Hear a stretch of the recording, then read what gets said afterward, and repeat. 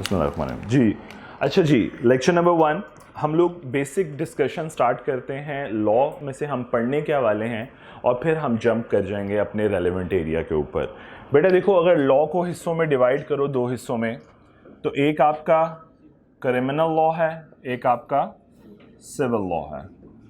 Criminal means ऐसे cases जिसमें state आपके अगेंस्ट खड़ी है, या ऐसी एक्टिविटीज़, आसान लफ्ज़ों में भी सिखाऊं क्योंकि मैंने लीगल सिस्टम नहीं पढ़ाया। बेटी जगह दे दें, बिठा लें। अच्छा जी, मैंने अभी तक लीगल सिस्टम नहीं पढ़ाया, आपके साथ डिस्कस किया, तो मैं इंशाल्लाह उससे जब डिस्कस करूंगा तो मज़ीद डिटेल में बात कर लेंगे। अभी क्रिमिनल केसेस की बात करें तो वो एक्टिविटीज़ जिसे स्टेट ने करने से मना किया है, अगर आप उन एक्टिविटीज़ को या उन एक्शंस को वायलेट करोगे या उन रूल्स को वायलेट करोगे तो क्रिमिनल प्रोसीडिंग्स आपके अगेंस्ट स्टार्ट हो जाएंगी। ठीक हो गया। सो क्रिमिनल लॉ हमारे कोर्स का हिस्सा नहीं है, सो हम इस पे बिल्कुल भी बात नहीं कर रहे होंगे। हम बात कर रहे होंगे सिविल लॉ के ऊपर, 2 पर्सन्स के दरमियान, 2 इंडिविजुअल्स के दरमियान का प्रॉब्लम। लेकिन इसमें भी हमारी डोमेन जो है वो रिस्ट्रिक्टेड है। हम लोग इस सिविल लॉ में से भी सिर्फ उन केसेस के बारे में बात करेंगे जो बिजनेस के केसेस होंगे, बिजनेस लॉ कहलाएंगे। Other civil cases once again हमारे कोर्स की एम्बिट में नहीं है। जिस तरह फॉर एग्जांपल मैं कहूँ 2 भाइयों के दरमियान प्रॉपर्टी डिस्प्यूट्स हमारे कोर्स का हिस्सा नहीं है। जायदाद का कोई भी मसला हमारे कोर्स का हिस्सा नहीं है। मियाँ बीवी की लड़ाई हमारे कोर्स का हिस्सा, हम सुलह सफाई नहीं करा रहे होंगे। हम बात करेंगे सिर्फ और सिर्फ वो उन एग्रीमेंट्स की जो बिजनेस रिलेटेड एग्रीमेंट्स हैं। उनमें कोई प्रॉब्लम आता है तो हाँ, हम उनके बारे में प्रोविजन ऑफ लॉ या लॉ की क्या गाइडेंस मौजूद है, हम वो पढ़ रहे होंगे। क्लियर? अच्छा, फिर बिजनेस लॉ की डोमेन देखें तो आपको कॉन्ट्रैक्ट एक्ट मिलता है, पार्टनरशिप एग्रीमेंट्स मिलते हैं, नेगोशिएबल एक्ट्स मिलता है, नेगोशिएबल इंस्ट्रूमेंट्स मिलते हैं। इसके अलावा एक और सेल ऑफ गुड था, लेकिन वो आपके सिलेबस से ऑलरेडी निकाल दिया हुआ है। मेरी बात समझ आई? तो हम इन एरियाज के ऊपर डिस्कशन करेंगे। अगर आप गौर करो तो 2 से लेकर चैप्टर 10 तक सारे के सारे कॉन्ट्रैक्ट एक्ट के चैप्टर्स हैं।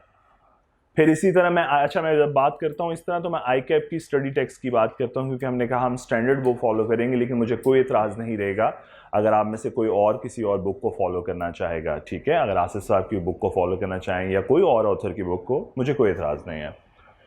पार्टनरशिप की बात करें तो 3 चैप्टर्स पार्टनरशिप के हैं, 2 चैप्टर निगोशिएबल के हैं। इसके अलावा बाकी तमाम छोटे छोटे से चैप्टर हैं। कुछ क्रिमिनल एक्ट के केसेस, कुछ क्रिमिनल लॉ के भी एक्ट जो हैं इस बार इंट्रोड्यूस किए गए हैं। वो जो चैप्टर 16, 17, 18 है, उसमें हमने एक आधा एक्ट ऐसा डाला है जिसमें आपको पता चले कि अच्छा क्रिमिनल लॉ क्या होता है, लेकिन वो इतना ब्रीफ है कि उसमें कोई बहुत ज़्यादा डिस्कशन हमें नहीं मिलेगी। मेरी बात समझ आ रही है? जिससे हम कल बात भी कर रहे थे ओरिएंटेशन में कि 16, 17, 18, जिस तरह उसमें हमने एक बहुत इंपॉर्टेंट एक्ट डाल दिया है एंटी मनी लॉन्ड्रिंग का, कि आपको पता चले कि क्या हो रहा है, नवाज फैमिली क्या कर रही है। सॉरी ये रिस्ट्रिक्टेड है, ये यूट्यूब पे नहीं जाना, इसलिए मैं बोल सकता हूँ। सो एंटी मनी लॉन्ड्रिंग जैसे एक्ट उन्होंने 1-2 इंट्रोड्यूस किए हैं उसके अंदर। अच्छा जी, सो हम अपना स्टार्ट जो है बेटे वो यहाँ से कर रहे हैं, कॉन्ट्रैक्ट एक्ट से। सो चैप्टर 2 से हम स्टार्ट करने जा रहे हैं। Contract act 1872। अच्छा जी, बदकिस्मती ये है कि हम अभी भी पुराना एक्ट पढ़ रहे हैं। इसमें ना तो किसी किस्म की कोई मॉडिफिकेशन हुई, ना कोई इम्प्रूवमेंट हुई, क्योंकि शायद इम्प्रूवमेंट के रूम ही अवेलेबल नहीं है इतना ज़्यादा। सो इसीलिए 1872 की प्रोविजन ऑफ लॉ जो हैं वो हम डिस्कस करेंगे इन चैप्टर्स के अंदर, चैप्टर 2 टू चैप्टर 10। अच्छा, इनिशियली इसकी फॉर्मेशन क्या है या इसकी सेग्रीगेशन कैसे है?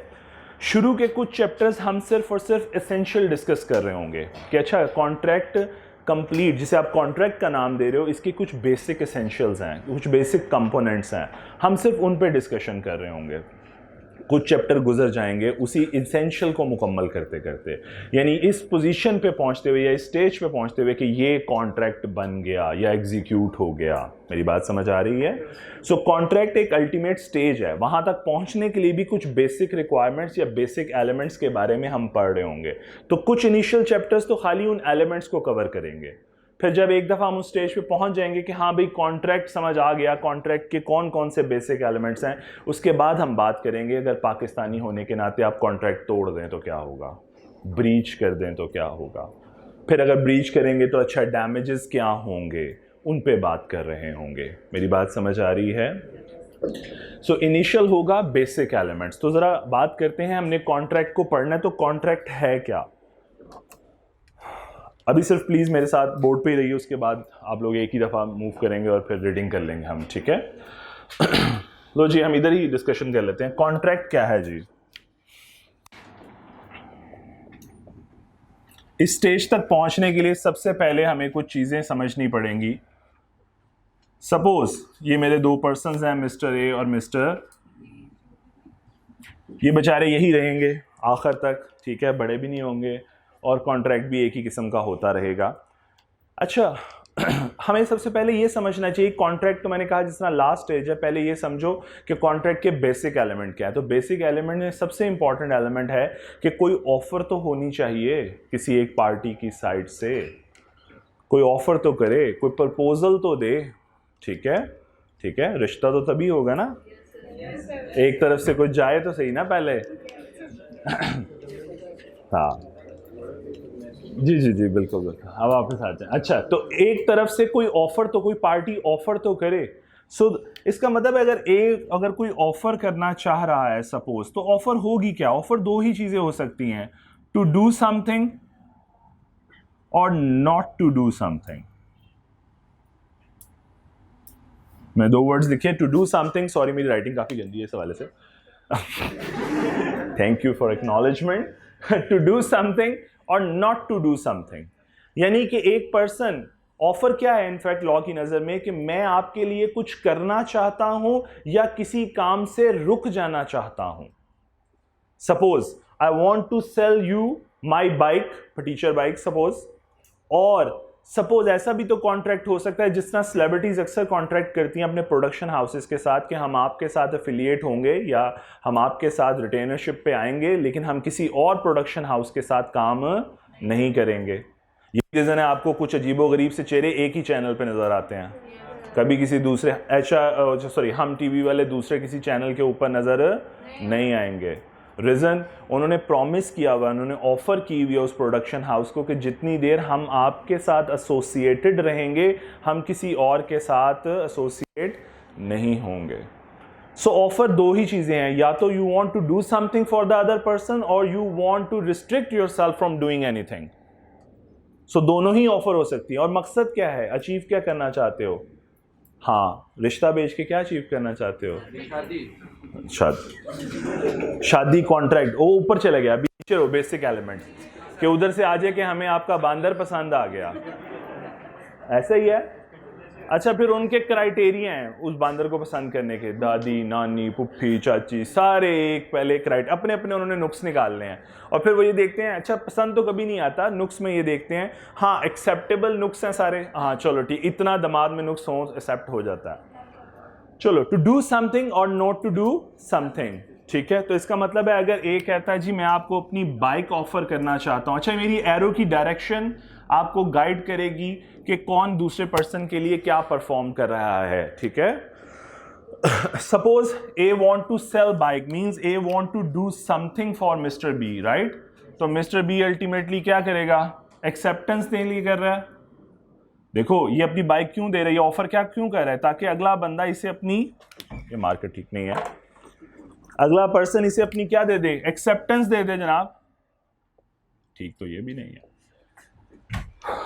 इसका मतलब है ऑफर की अगर मैं कंप्लीट डेफिनेशन समझूं तो ऑफर ये है कि एक पर्सन दूसरे पर्सन के लिए कुछ करना चाहता है या किसी काम से रुक जाना चाहता है और इंटेंशन ये है कि उसकी एक्सेप्टेंस हासिल कर ले। डन बेटा, जो पर्सन ऑफर करता है उसे कहते हैं ऑफरर, और जिस पर्सन को ऑफर की जा रही होती है, यानी वो पर्सन जो एक्सेप्टेंस देगा is called offeree. Offeree, offeror and offeree. अच्छा जी, अब रिश्ता पहुंच गया मिस्टर बी वालों के पास, या बाइक के लिए उसने बाइक ऑफर की कि आप मुझे 50,000 दे, मैं आपको अपनी बाइक बेच दूंगा, बेचना चाहता हूं। सपोज बी ये एक्सेप्ट कर ले ऑफर, तो साथ ही अगर ये एक्सेप्टेंस हो गई तो लॉ की नजर में कॉन्ट्रैक्ट नहीं बना, भी लॉ कहेगा इन दोनों के दरमियान एक प्रॉमिस हो गया, दोनों के दरमियान एक वादा हो गया। मेरी बात समझ आ रही है?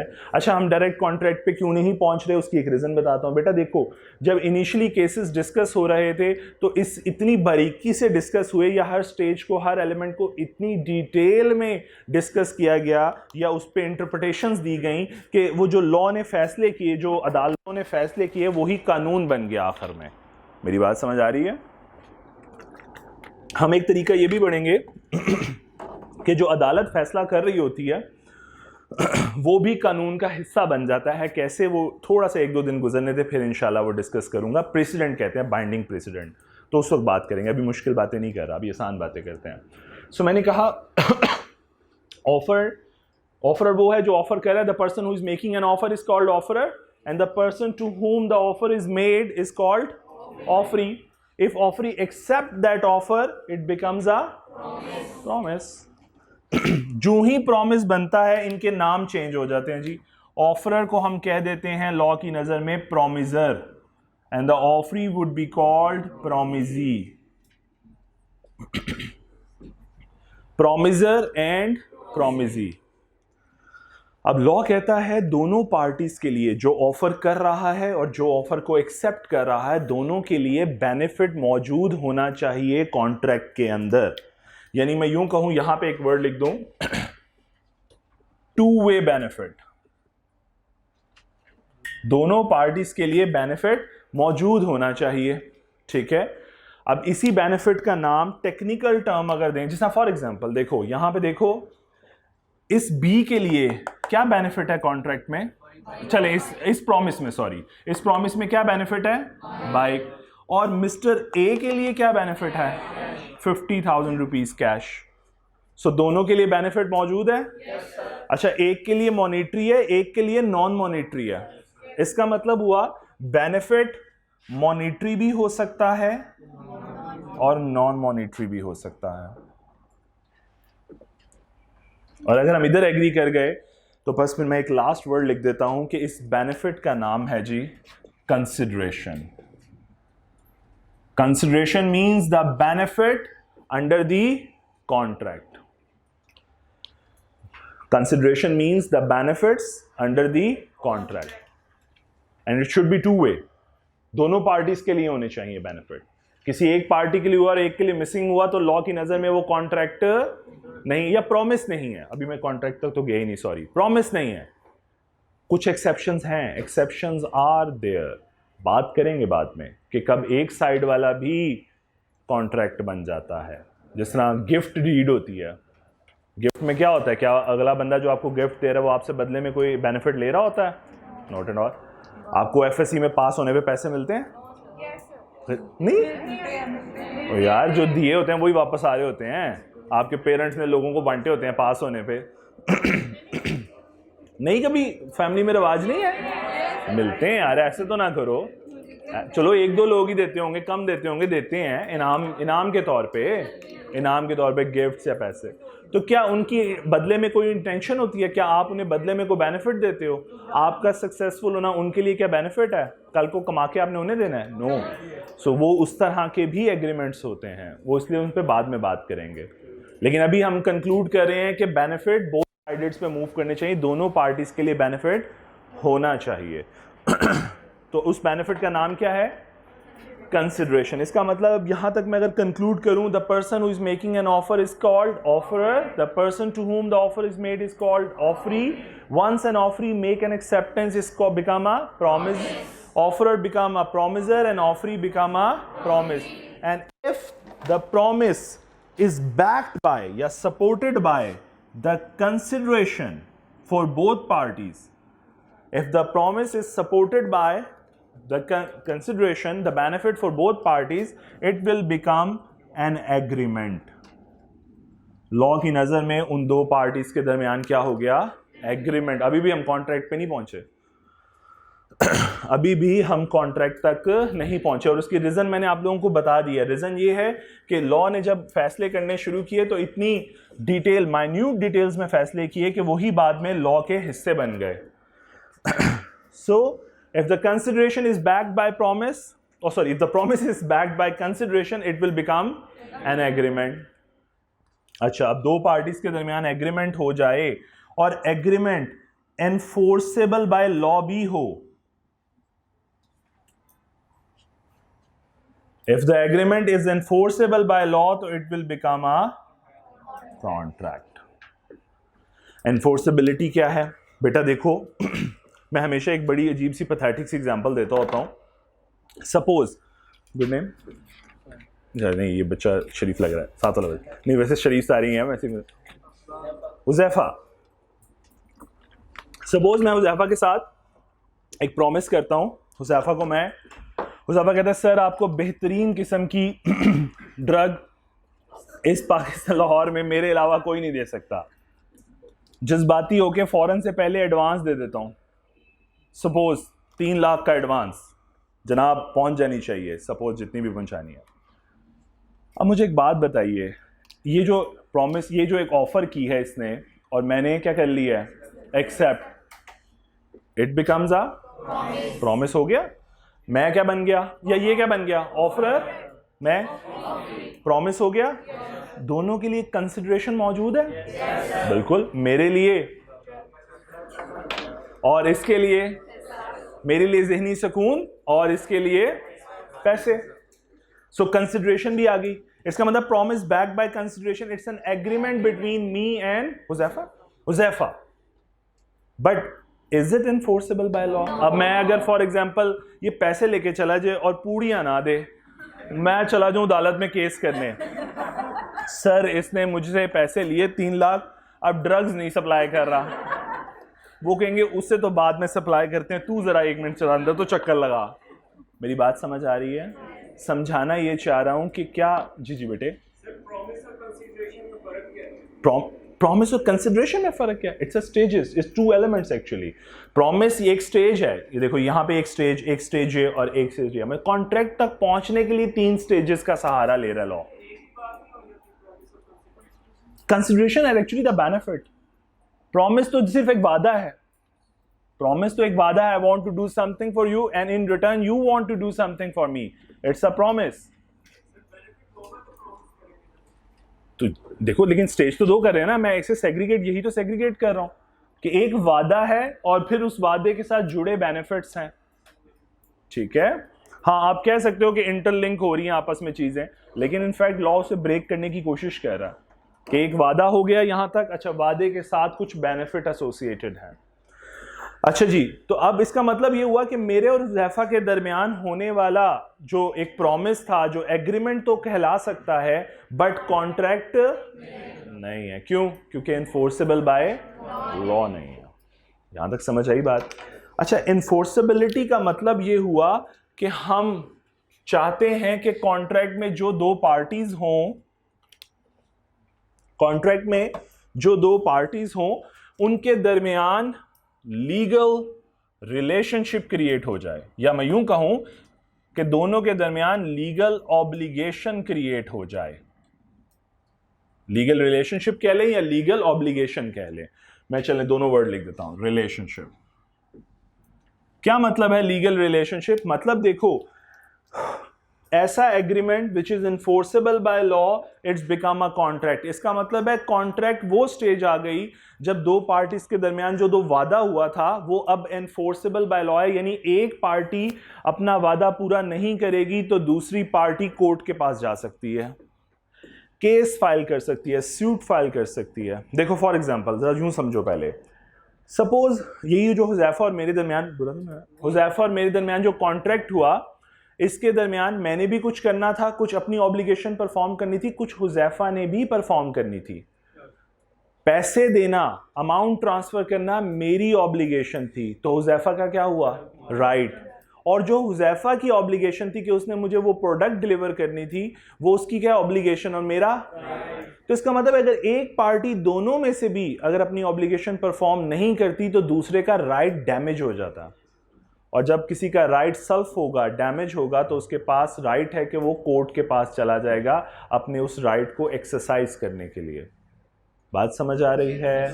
तो इसका मतलब ए या बी में से कोई एक भी डिफॉल्ट करता है तो दूसरी पार्टी का राइट डैमेज हो रहा है। मेरी बात समझ? इसका मतलब है मैं यूं कहूं कि फिर जो एक कॉन्ट्रैक्ट बन जाता है उस कॉन्ट्रैक्ट के अंदर ए की भी कुछ ऑब्लिगेशन है और बी की भी कुछ ऑब्लिगेशन है, और एक की ऑब्लिगेशन दूसरे के लिए क्या है? राइट। और अगर आप अपनी ऑब्लिगेशन परफॉर्म नहीं करोगे तो दूसरे का राइट डैमेज हो जाएगा। मेरी बात समझ आ रही है यहां तक? चलो, सो इसका मतलब है कि कॉन्ट्रैक्ट वो स्टेज है जहां पे दोनों पार्टीज के दरमियान लीगल ऑब्लिगेशन या लीगल रिलेशनशिप क्रिएट हो चुका है कि अगर उनमें से कोई एक भी अपनी ऑब्लिगेशन पूरी नहीं करेगी तो दूसरी पार्टी कोर्ट में चली जाएगी अपने राइट को क्लेम करने। यहां तक समझ आ गई सबको? अच्छा, चलें जरा थोड़ा सा और आगे इसको चल लेके चलते हैं। रिलेशनशिप की बात करूं तो रिलेशनशिप दो तरह का है से, एक डोमेस्टिक रिलेशनशिप है और एक कमर्शियल रिलेशनशिप है। जरा समझाना चाह रहा हूं। डोमेस्टिक मीन्स मियां बीवी, बहन भाई, ये डोमेस्टिक रिलेशनशिप है। कमर्शियल मीन्स कि एक बिजनेसमैन दूसरे बिजनेसमैन से कॉन्ट्रैक्ट कर रहा है, मकसद क्या होगा? प्रॉफिट अर्न करना, ठीक है, किसी ट्रांजैक्शन में। सपोज अज्यूम करें कि मैं अपनी मिसेस को एक ऑफर करूं कि उससे कहूं कि जनाब तू 15 मिनट खामोश बैठ, मैं तुझे सूट लेके दूंगा लाइमलाइट का। सपोज ऐसा एग्रीमेंट हो सकता है, मैं हारा हूं एक दफा। अच्छा, सपोज ऐसा एग्रीमेंट हो जाए, ऐसा ऑफर कर दूं मैं कि भाई 15 मिनट्स का सुकून और उसके बाद मैं तुझे लाइमलाइट का सूट। मैंने ऑफर की, उसने फौरन से पहले एक्सेप्ट कर ली, ठीक है, ऑफर एक्सेप्ट होगी, बिकम्स अ प्रॉमिस। कंसिडरेशन है दोनों के लिए, मेरे लिए 15 मिनट्स का सुकून और उसके लिए सूट, तो कंसिडरेशन भी है, इनफैक्ट इट बिकम्स अ। अब आते हैं अगली बात के ऊपर। अब अगर फॉर एग्जांपल 15 मिनट वो बेचारी किसी तरह करती मरती कर ही ले, सपोज वो खामोश रह ले और 15 मिनट के बाद के लिए आई जी सूट, चलें सूट लेने, और मैं कहूं कैसा लगा मेरा मजाक? मैं घर रहना चाहता हूं, ठीक है, तो ऐसी जुर्रत नहीं करूंगा, लेकिन मैं समझाने के लिए कह रहा हूं। सपोज मैं कहूं कि हाँ भाई कैसा लगा मेरा मजाक, चल बैठ जा आराम से, ठीक है, सपोज तो होगा क्या? कोई एक आधी टांग टूंग टूटेगी, ठीक है, लेकिन चलें सपोज। क्या ये कॉन्ट्रैक्ट है? तो पहले ये देखो, इस डोमेस्टिक रिलेशनशिप के अंदर क्या ये इंटेंशन मौजूद थी कि अगर मैं मिसेस को कहता हाँ भाई नहीं मिलना सूट, और वो सीधी कहती है अच्छा ठीक है, वकील को फोन कर, इस पे केस, ठीक है, ये केस के काबिल है, इस पे केस करो, इसने मेरा सूट नहीं दिया। क्या इंटेंशन ये थी? इसका मतलब डोमेस्टिक रिलेशनशिप के अंदर एक बात अज्यूम की जाती है कि इसके अंदर legal intention to create legal obligation नहीं होता, इंटेंशन नहीं होती पार्टीज की कि वो लीगल ऑब्लिगेशन क्रिएट करना चाहते हैं। इसीलिए डोमेस्टिक कॉन्ट्रैक्ट्स के अंदर एग्रीमेंट तो मौजूद होता है, जिस तरह मेरे और मेरी मिसेस के दरमियान मौजूद है, लेकिन वो इन्फोर्सेबल बाय लॉ, तो मेरे और मेरे मिसेस के दरमियान कॉन्ट्रैक्ट नहीं होगा। बात समझ आई? चलो, सेकेंडली फिर इसके वाइस वर्सा कमर्शियल है। एक बिजनेसमैन दूसरे बिजनेसमैन से क्यों कॉन्ट्रैक्ट कर रहा है, या क्यों एग्रीमेंट कर रहा है, या क्यों प्रॉमिस कर रहा है? रीजन है उसने प्रॉफिट अर्न करना है, उसकी इंटेंशन ये है। और अगर क्या वो इस इंटेंशन से है कि अगर इसने डिफॉल्ट कर दिया तो मैं कुछ नहीं कहूंगा इसे? नहीं, वो जो ही एक पार्टी डिफॉल्ट करेगी दूसरी पार्टी कहां चले जाएगी? कोर्ट में, कि जनाब मेरे राइट्स क्या हुए हैं? डैमेज्ड। मेरी बात समझ पा रहे हो? सो इसका मतलब ये हुआ कि कमर्शियल एग्रीमेंट्स के अंदर हमेशा ये इंटेंशन मौजूद होती है कि हमने, अच्छा यहां पे मैंने लिख दिया इंटेंशन टू क्रिएट, सॉरी यहां पे लिखना चाहिए था no intention to create, sorry बातों बातों में मैं नो लिखना भूल गया, no intention to create legal obligation. तो फिर इसके वाइस वर्सा कमर्शियल एग्रीमेंट्स में क्या होता है, हमेशा इंटेंशन होती है टू क्रिएट लीगल ऑब्लिगेशन। जी जी एक मिनट, जी बेटे। जी अभी मैं एक निकाह पे पहुंच गया तो सीधा 2 मिनट रुक ले, मैं एक लास्ट बात कर लूं, उसके बाद आपका क्वेश्चन लेता हूं, ठीक है? अच्छा तुम लोगों को इसके अलावा और कोई कॉन्ट्रैक्ट नहीं मिलता? ये वैसे अदर सिविल लॉज हैं, ये हमारे कोर्स में कवर नहीं होते, लेकिन I will take the question. एक मिनट बस एक लास्ट बात कर लूं, मेरी कंक्लूड कर लूं। इसका मतलब हुआ कि ये अजम्पशन है कि in domestic contracts there is always no intention to create legal obligation, and in a commercial agreement there is always an intention of the parties to create legal obligation। ठीक, लेकिन इसके बरक्स भी तो हो सकता है। हम लॉ में एक बार बार टर्म यूज करेंगे, unless otherwise agreed, यानी इसके बरक्स आपने कुछ तय कर लिया।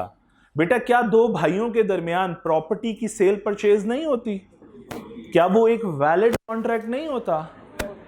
तो अब वो भी तो डोमेस्टिक रिलेशनशिप है, तो फिर वहां कैसे लीगल ऑब्लिगेशन क्रिएट होगी? क्यों? क्योंकि आपके जो रिटन डॉक्यूमेंट है, जो सेल डीड है, वो इस कैटेगरी में फॉल करती है, अनलेस अदरवाइज एग्रीड। यानी आपने इसके बरक्स कुछ ऐसी बातें कॉन्ट्रैक्ट में लिख दी हैं कि कॉन्ट्रैक्ट में नजर उस एग्रीमेंट में लिख दी हैं जिससे ये इंश्योर हो गया है कि भाई ये दो भाई जरूर हैं, ये डोमेस्टिक रिलेशनशिप जरूर है, but they intend to create legal obligation, कि एक भाई अगर अपनी ऑब्लिगेशन पूरी नहीं करेगा तो दूसरा भाई उस पर केस फाइल कर देगा। बात समझ आई सबको? तो वाइस वर्सा इन कमर्शियल दोनों में, तो मैंने एक वर्ड लिख दिया अनलेस अदरवाइज एग्रीड अपॉन, कि इसके बरक्स कुछ तय कर लिया तो जैसा तुमने तय कर लिया वही लॉ है। और मेरी बात समझ आई है? जी बेटे अब क्वेश्चन पूछ बेटे। क्या हुआ है बेटे? प्लीज। अच्छा डोमेस्टिक में जो निकाल जी इनफोर्ड तो हो नहीं,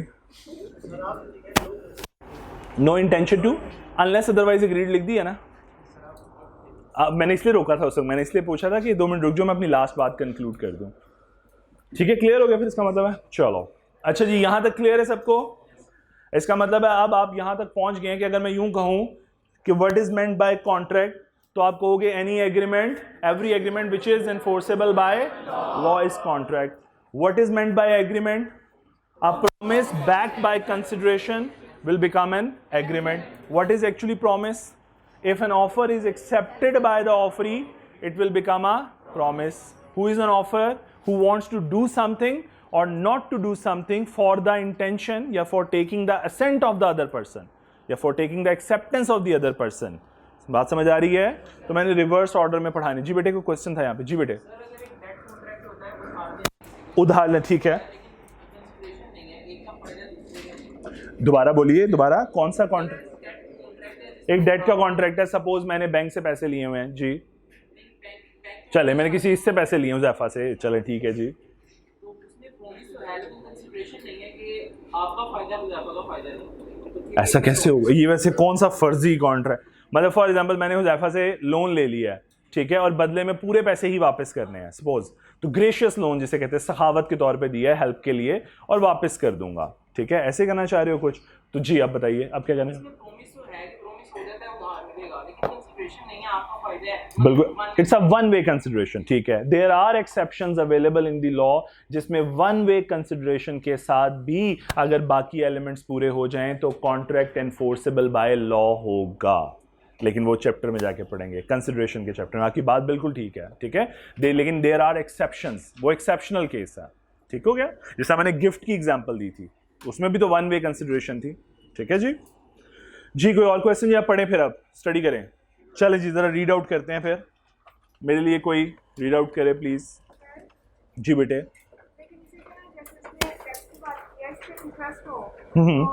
तो फिर ग्रेशियस तो ना हुआ, फिर तो अगर 1000 रुपया देगा तो बाद में 1200 रुपया वापस लेगा। किस चीज का बेटी? उधार से। मैंने अपने फायदे नहीं, तो बैंक क्या कर रहा है? इसका मतलब सारे बैंक के साथ होने वाले सूद के वो जो एग्रीमेंट्स हैं उनकी सोर्स ऑफ इनकम क्या है? इंटरेस्ट। बैंक की सोर्स ऑफ इनकम क्या है? अगर आपकी बात मान ली जाए तो फिर तो पूरा बैंकिंग सिस्टम ही फ्लॉप हो जाए।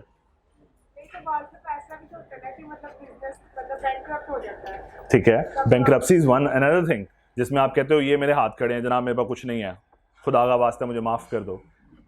बैंक्रप्सी तो ये है, उस पर बात करेंगे डिटेल में बैंक्रप्सी क्या होती है और फिर कैसे उस बंदे का दिवालिया निकालते हैं हम, या उस बंदे का एसेट्स को बांटते हैं, वो बात करेंगे उसके ऊपर डिटेल में। अभी आपका क्वेश्चन क्लियर हुआ या नहीं? देखो अगर मैं इंटरेस्ट, देखो मैं उससे पैसे जो ले रहा हूँ, सपोज मैं एक बैंक पहले बैंक के पॉइंट ऑफ व्यू से कहते हैं, बैंक पैसे दे रहा है तो उसका मेन सोर्स ऑफ इनकम क्या है? उस पैसों के ऊपर पैसे कमाना।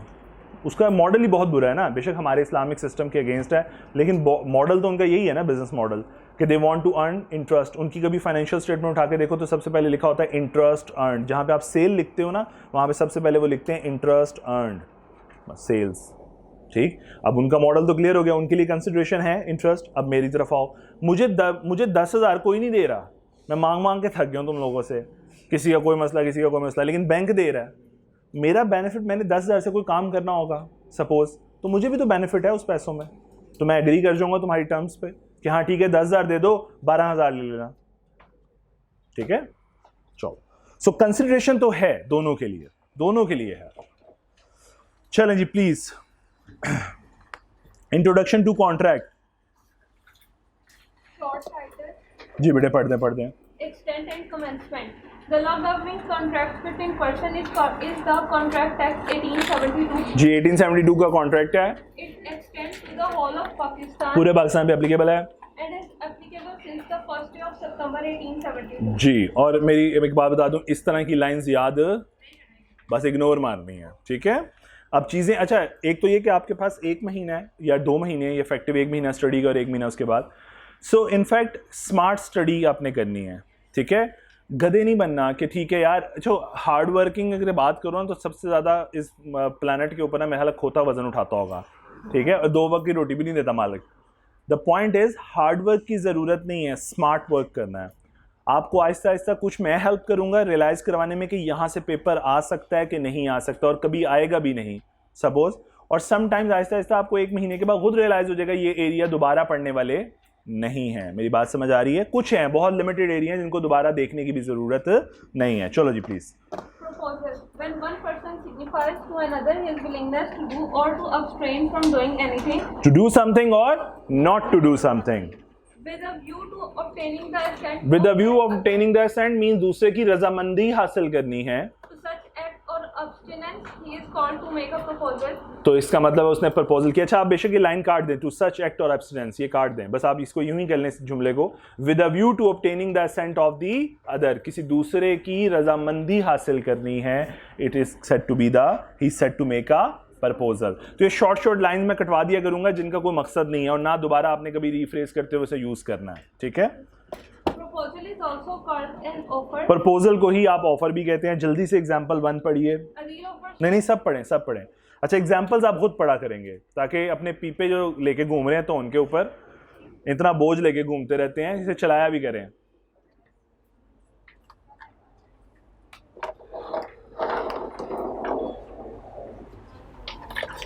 डन सब? अच्छा प्लीज इस क्लास में 1-2 चीज़ों का ख्याल रखना है।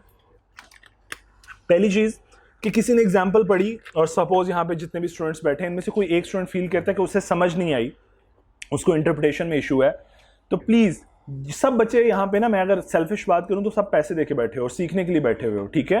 सो ऐसा नहीं है कि आप इस शर्म के मारे कि सारी क्लास नहीं पूछ रही तो मैं भी नहीं पूछता, तर्जमा पूछता अच्छा लगूंगा, नहीं, ये शर्म ख़त्म करनी पड़ेगी, ये हेजिटेशन रिमूव करनी है।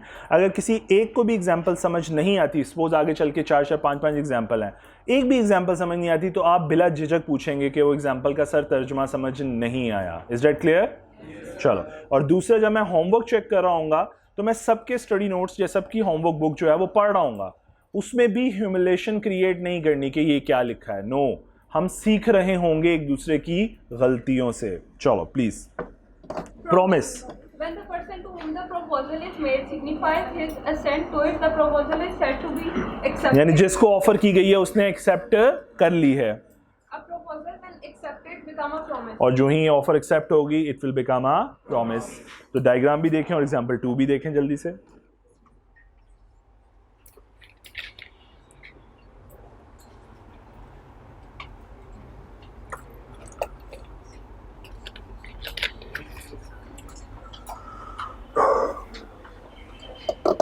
जी done.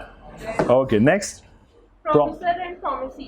The person making the proposal is called as promiser, and the person accepting the proposal is called the promisee. तो promisor is the person making the proposal और प्रोमिसी। ठीक है जी, चलें जल्दी से एग्जांपल 3 पढ़ें और आखिर में एक लाइन भी लिखी हुई है जल्दी से।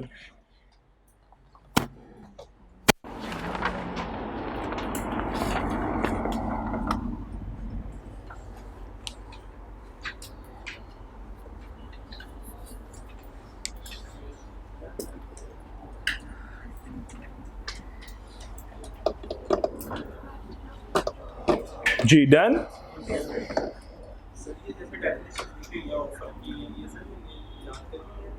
वैसे याद करने की जरूरत है इनको, ये खुद नहीं लिख सकते, यही मैं समझाना चाह रहा हूँ। अच्छा, लॉ में ICAP ने क्लियरली डायरेक्टिव में शेयर किया था कि जनाब मुझे इस बात की हरगिज़ ज़रूरत नहीं है कि आप रट्टा मार के लिख के दें जो बुक में लिखा हुआ है, नॉट एट ऑल।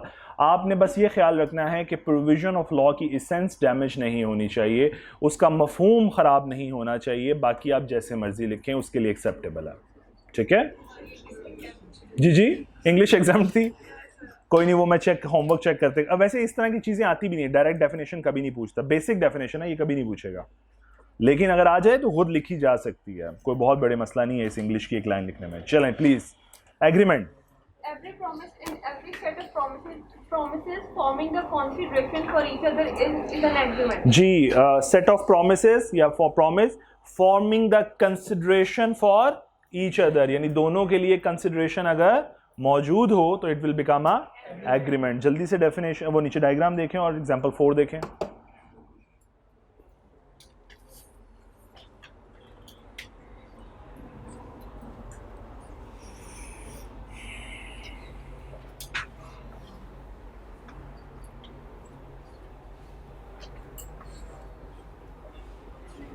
डन।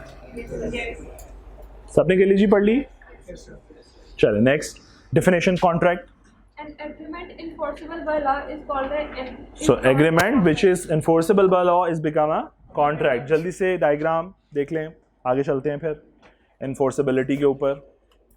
अच्छा, enforceability से पहले मुझे बस एक छोटी सी बात ज़रूर बताएं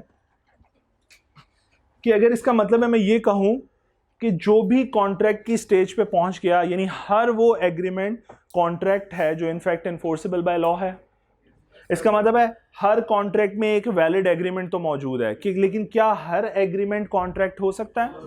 नहीं हो सकता। क्यों? तो इसको मैं यूं कह सकता हूं कि ये अगर फॉर एग्जांपल एग्रीमेंट है तो इसमें से जो एनफोर्सेबल बाय लॉ हुए वो कॉन्ट्रैक्ट हैं, बाकी एग्रीमेंट्स रहेंगे कॉन्ट्रैक्ट कभी भी अपनी लाइफ में नहीं बन पाएंगे। अब मैं आपको एक आसान सी बात बताता हूँ, जब केस आएगा ना कोर्ट के सामने और उनमें से किसी एक बेसिक एलिमेंट में मिसिंग हो, बेसिक एलिमेंट में मिस्टेक हो, तो आपको क्या लगता है लॉ कोर्ट उस केस को अवॉर्ड करेगा या उस केस की हियरिंग होगी? नहीं, उसको डिसमिस कर दिया जाएगा ऑन द ग्राउंड्स कि आपके तो एसेंशियल्स ही पूरे नहीं हैं, तो ये तो कॉन्ट्रैक्ट ही नहीं है, और कॉन्ट्रैक्ट नहीं है तो मैं यहाँ मुझे इसके ऊपर डिस्कशन करने की फ़ायदा नहीं है। सपोज मैं कहूँ, अभी हम पढ़ रहे होंगे वैलिड ऑफर क्या होती है, तो वैलिड ऑफर के अगर कुछ टर्म्स हैं और अगर एक ऑफर ही वैलिड नहीं है, अगर ये स्टेज यहीं से ख़राब हो गई तो फिर कॉन्ट्रैक्ट काहे का जब पहली स्टेज ही डैमेज है। बात समझ पा रहे हो मेरी? चलो अच्छा जी, एनफोर्सेबिलिटी पढ़ें जी बेटी मेरे लिए। Every contract is an agreement, but every agreement is not always a contract. ये बात समझ आई? चलो बेहतरीन। Agreement creating a legal obligation is said to be enforceable by law. इसका मतलब एग्रीमेंट से क्या होनी चाहिए? लीगल ऑब्लिगेशंस क्रिएट होनी चाहिए। The parties to an agreement must be bound to perform their promises, and in case of default by either of them, must intend to sue. जी, अगर कोई एक पार्टी भी डिफॉल्ट करती है तो दूसरी पार्टी क्या करेगी? केस फाइल कर देगी। क्यों? क्योंकि उसका राइट डैमेज हो गया। बात समझ आ रही है?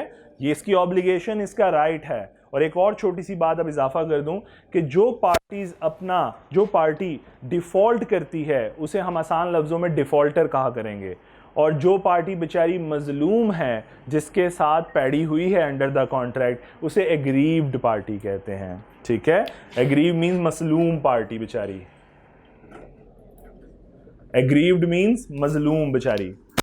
तो एग्रीव पार्टी क्या करेगी, जाके डैमेजेस क्लेम करेगी या केस फाइल कर देगी कि भाई मेरे साथ पैड़ी हुई है, इसने डिफॉल्ट किया है। चलो जी प्लीज नेक्स्ट।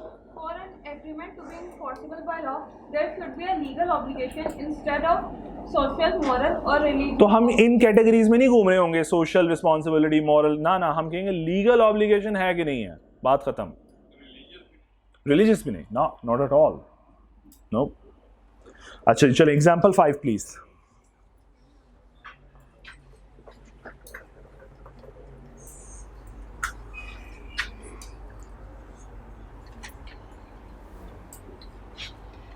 मतलब आपका, मैं अगर इसको इस तरह एग्जांपल दूं आपकी रिलीजियस के हवाले से, किसने पूछा था रिलीजियस, अहमद, मैं बैंक से लोन ले लूं 10% के ऊपर, जब इंटरेस्ट देने की बारी आए तो कहूं खबरदार, इस्लामी शरीयत मुझे सिखाती है कि सूद हराम है और मैंने नहीं देना, तो रिलीजियस ऑब्लिगेशन एक साइड पे करनी पड़ेगी, लीगल ऑब्लिगेशन है जी।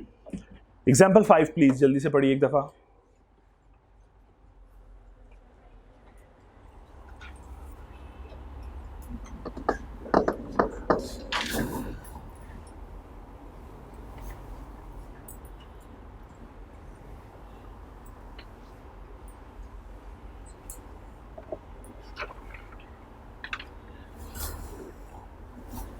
जल्दी जल्दी प्लीज जी। Done. Yes.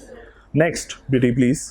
If the proposal or acceptance of any promise is made in word, the promise is said इसके to be इससे expressed. इसके बाद वो नहीं है, इसमें वो नहीं है, in case of a social, नीचे एंड पे है। In रहता है। case of social जी जी or प्लीज, बस प्लीज बेटी। agreement, the usual presumption is that the parties do not intend to create legal so relationships. Social या डोमेस्टिक रिलेशनशिप में हमारी इंटेंशन ही नहीं होती कि हम लीगल ऑब्लिगेशन क्रिएट करना चाहते हैं। जी बेटी But आगे। in commercial or business agreements, the usual presumption is that the parties intend to create legal relationship unless otherwise. तो आखिर में देखो उसने दोनों के लिए एक बात लिख दी, अनलेस अदरवाइज एग्रीड अपॉन। इसके बरक्स अगर आपने कुछ तय कर लिया तो जैसा आपने तय कर लिया वही लॉ होगा। क्लियर।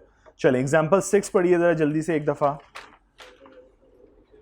जी जी बेटे। सर ये आप बता रहे थे मतलब कि सर जो लॉ है फॉर एग्जांपल किसी भी शरिया लॉ, नहीं लाइक नॉर्मल जो लॉज बनते हैं सर वो मतलब किसी चीज़ पे बेस तो कर रहे होते हैं ना, तो लाइक फॉर एग्जांपल अगर कोई जो लॉ इक्विटी पे बेस का, हमारा जितना भी लॉ सिस्टम है ना वो डॉक्ट्राइन ऑफ इक्विटी पे बेस करता है, अदल पे, ठीक है। कॉपीड है ना ब्रिटिश से, इंग्लिश लॉ से जी। एग्जाम्पल 5 enforcement by law है। अच्छा क्या है जी, offer to sell is furniture to Babar accepted in this agreement there is a default by other party an action. जी बेटे है, फर्नीचर है 50,000 रुपीज़ का, कहते हैं in this agreement is there any if there is default by either party an action for breach of contract can be enforce through court. जी बेटे तो issue क्या है, मतलब इलीगैलिटी में क्यों प्रॉब्लम नजर आ रही है। एक फर्नीचर बिक रहा है पैसों के एवज, प्रॉमिस भी है, कंसिडरेशन भी है, एग्रीमेंट भी है और लॉ को तकलीफ भी कोई नहीं है। क्लियर जी। एग्जाम्पल 6 पढ़िए जरा जल्दी से।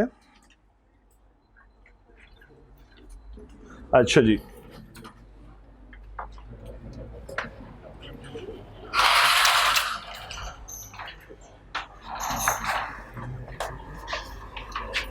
इसका वो क्या है,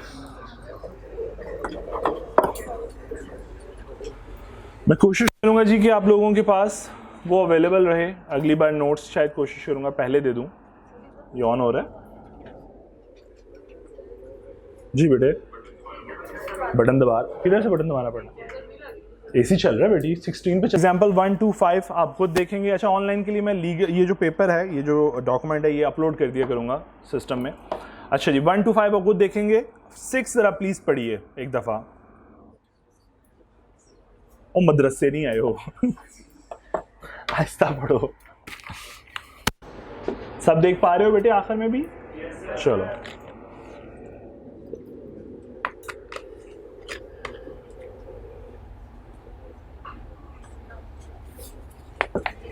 जी। Answer no, why?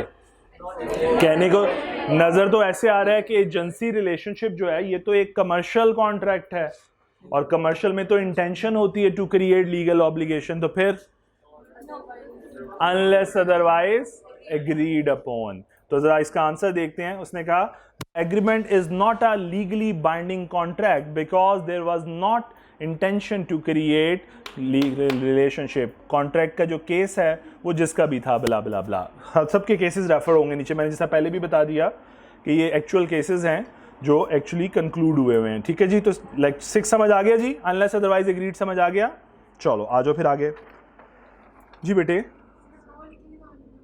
ना देखो याद रखो, नहीं अच्छी बात आपने क्वेश्चन पूछा। याद रखो लॉ जो है वो मैथमेटिकल सब्जेक्ट है, इसके मार्क्स एलोकेशन मैथमेटिकल है। अगर किसी का दिल करे, बल्कि ज़रूर मैं रिकमेंड करूंगा, आई कैप की मार्किंग स्कीम अवेलेबल होगी, हर पेपर के साथ अब इशू होती है, आप वो डाउनलोड कर लो। जो लास्ट पेपर हुआ है उसकी मार्किंग स्कीम अवेलेबल होगी कि मैंने किस बात के कितने मार्क्स दिए हैं। अगर उसने कहा है ना कि आपको कि सपोज इस क्वेश्चन के, सपोज मैं कहता हूँ इस क्वेश्चन के 4 मार्क्स थे या 3 मार्क्स थे, तो माइट पॉसिबल उसने कैटेगराइजेशन की होगी। लाइक उसने कहा होगा अगर टोटल मार्क्स 3 हैं तो इसमें से 0.5 जो है वो मैं कंक्लूजन के दूंगा। सॉरी ये नज़र नहीं आना ऑनलाइन को, बेटा मुझे मार्कर देना, सॉरी जस्ट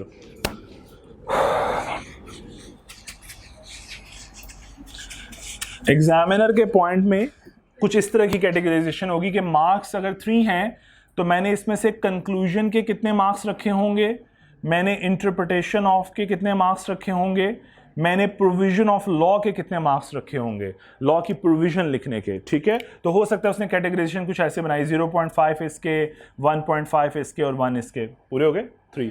यस, सो ये हर क्वेश्चन में डिफरेंट होगी, ये हर क्वेश्चन में डिफरेंट होगा। प्रोविजन ऑफ लॉ के अलग मार्क्स होंगे, कहीं पे अगर प्रोविजन ज़्यादा लेंथी है तो उसने शायद ज़्यादा मार्क्स रखे हों, कहीं पे इंटरप्रिटेशन थोड़ी कॉम्प्लेक्स है, इंटरप्रिटेशन मैंने सिखानी है, अगर वो कॉम्प्लेक्स है तो उसने उसके मार्क्स ज़्यादा रखे होंगे। और कंक्लूजन के हमेशा मार्क्स कम होते हैं, कंक्लूजन के हमेशा मार्क्स कम होते हैं, वो 0.5 1 की रेंज में कैरी करते हैं। तो अगर आप खाली कंक्लूजन लिख दोगे तो वो उतने मार्क्स दे देगा, बाकी मार्क्स नहीं देगा। चलें जी, थोड़ी देर के लिए इसे इग्नोर मारें, आगे चलते हैं। अच्छा जी, 2 वर्ड यूज़ होते हैं कॉन्ट्रैक्ट के अंदर, 2 तरह का कॉन्ट्रैक्ट होता है, या मेरे कॉन्ट्रैक्ट पे भी नहीं जाना चाहिए, ऑफर और एक्सेप्टेंस पे ही रहते हैं। और ऑफर एक्सेप्टेंस के अंदर देखो बेटा, ऑफर जो है वो रिटन फॉर्म में हो सकती है, बिजनेस एग्रीमेंट्स होते ही रिटन फॉर्म में है ताकि लिखा हुआ वक्त पे काम आ जाए, ऐसा है। तो इसका मतलब है आपकी जो ऑफर है और आपकी जो एक्सेप्टेंस है वो रिटन फॉर्म में भी हो सकती है, राइट? तो बेटा ओरल भी तो हो सकती है कि नहीं हो सकती? यूजुअली एविडेंस बाद में अच्छा, बर्डन ऑफ प्रूफ मुश्किल होगा, प्रूफ करना मुश्किल हो जाएगा कोर्ट के सामने कि ऐसा एग्रीमेंट हुआ था, हमारी ये टर्म्स डिसाइड हुई थी, but burden of proof is another task. अभी ये देखो कि क्या एग्रीमेंट वैलिड होगा कि नहीं होगा। यस होगा। आपकी बहुत सी पार्टनरशिप्स जो हैं जो पाकिस्तान में चल रही हैं वो अनरजिस्टर्ड हैं, तो क्या उनके केसेस फाइल नहीं होते? क्या उनके केसेस में उनकी उसके जजमेंट्स नहीं दी जाती? बिल्कुल दी जाती हैं। क्यों? क्योंकि वैलिड समझा जाता है। सो एक ऑफर जो है वो ओरल भी हो सकती है, रिटर्न भी हो सकती है। जैसा फॉर एग्जांपल उसने एक बड़ी अच्छी एग्जांपल यूज़ भी की अगर मैं रिटर्न एग्रीमेंट्स की बात करूं तो वो हो गए, मैंने आपके साथ पार्टनरशिप कर ली तो वो भी तो ओरल है। मेरी बात समझ आई है? सो ऐसे एग्रीमेंट्स को या ऐसी ऑफर और एक्सेप्टेंस को कहते हैं एक्सप्रेस। यानी जब भी हम बात करेंगे एक्सप्रेस ऑफर की, एक्सप्रेस एक्सेप्टेंस की, तो इसका मतलब है आइदर रिटर्न और ओरल। क्लियर? अच्छा, एक ऑफर या एक्सेप्टेंस जो है वो बाय कंडक्ट भी होती है, बाय बिहेवियर भी होती है। बाय कंडक्ट या बाय बिहेवियर। बेटा अक्सर आप लोग कहीं से, मैं कहता हूं किसी आप रेलवे स्टेशन गए हो सपोज, तो लोग आपके पास पहुंच जाते हैं कुछ सामान उठाने वाले, वो आपका सामान वो आपके पास कहते भी कुछ नहीं है, वो बस आपका सामान उठाते हैं और आप चलना शुरू कर देते हैं, वो आपकी सीट तक आप तक सामान पहुंचा देते हैं। तो इनफैक्ट उसका जो बिहेवियर है, उसका जो कंडक्ट था, ठीक है, उसने उसके एक्शन ने क्या शो किया कि he is actually making an offer, he is offering his services, और आपकी खामोशी और उसके पीछे आपने चलना शुरू कर दिया, मूव करना शुरू कर दिया। मतलब अनलेस कि आप वो गरीब इंसान है जो से कहते हैं हाँ कितने पैसे लोगे, ठीक है, और फिर रेट करना शुरू कर देते हैं आप लोग, वो एक अलग बात है। अदरवाइज उसने इम्प्लाइड क्या की एक ऑफर की, उसने अपने बिहेवियर से आपको एक ऑफर की और आपने अपने बिहेवियर से एक्सेप्टेंस दी। ये नहीं है कि आप सीट पे जाके कहो मैंने कहा था तुम्हें उठाओ। सो इसका मतलब है लॉ की नजर में आपने इंप्लाइड ऑफर की, उस पर्सन ने इंप्लाइड ऑफर की और आपने उसे इंप्लाइड एक्सेप्टेंस दे दी। यानी अपने बिहेवियर, अपनी कंडक्ट से आपने उसने ऑफर की और आपने अपनी एक्सेप्टेंस दे दी। और अगर ऐसा भी एग्रीमेंट हुआ है तो ये भी इन्फोर्सेबल बाय लॉ है। हाँ, वो अलग बात है, जितने पैसे उसने आपसे लेने हैं उससे ज़्यादा का लीगल कॉस्ट होगी, उस केस फाइल करने का खर्चा होगा, वो एक अलग मैटर है, लेकिन उसके बाद हक ज़रूर है। मेरी बात समझ आई? देखो, उसने आप जैसे गरीब से 20 रुपए के रिकवर करने, 30 रुपए, केस फाइल करने जाएगा 1000 रुपये तो खाली वकील को देना पड़ जाना, तो उससे कितने का फायदा हुआ? इसका मतलब है कॉस्ट ज़्यादा है, लीगल कॉस्ट, बेनिफिट कम है, तो लोग छोड़ देते हैं अपना हक। लेकिन इसका मतलब ये नहीं होता हक अवेलेबल नहीं है लॉ में। हक अवेलेबल है, राइट अवेलेबल है। जी बेटी, मैं ज्यूम कर रहा हूँ बाकी एलिमेंट्स पूरे हैं, मैं ज्यूम कर रहा हूँ। लाइक आपने कौन सा एलिमेंट आपको मिसिंग लग रहा है? ऑरल और इम्प्लाइड, और क्या है? यही तो सिखा रहा हूँ कि लॉ की नज़र में ये भी उतना ही वैलिड एग्रीमेंट है जितना रिटर्न और ऑरल है। प्रूफ करना मुश्किल है, बर्डन ऑफ प्रूफ एक वर्ड यूज़ कर रहा हूँ, इसे ऑनस ऑफ प्रूफ भी कहते हैं। ये मुश्किल है, ये बाद में समझेंगे, लेकिन वैलिड एग्रीमेंट तो वैलिड है, राइट तो अवेलेबल है। मेरी बात समझ आई बेटी? यानी मैं ये अज्यूम कर रहा हूँ कि जितनी हैसियत, लीगल हैसियत रिटर्न एग्रीमेंट को हासिल है, उतनी ही इम्प्लाइड एग्रीमेंट को भी हासिल है लॉ की नज़र में। यही रीज़न है आज अनरजिस्टर्ड पार्टनरशिप्स जो हैं वो वैलिड पार्टनरशिप्स हैं। ठीक है जी, अब जरा पढ़िए मेरे लिए बेटी पढ़ते हैं। If the proposal or acceptance of any promise is made in words, the promise is said to be expressed. If the proposal or acceptance is made otherwise than in words, the promise is said to be implied. Otherwise than in words, oral या written words होंगे तो वो express contract है या express offer है या express acceptance है, और अगर other than words हो यानी implied behavior हो आपका तो वो implied कहलाएगा। ठीक है जी, एग्जाम्पल 7 और 8 एक दफा बेटा पढ़िए।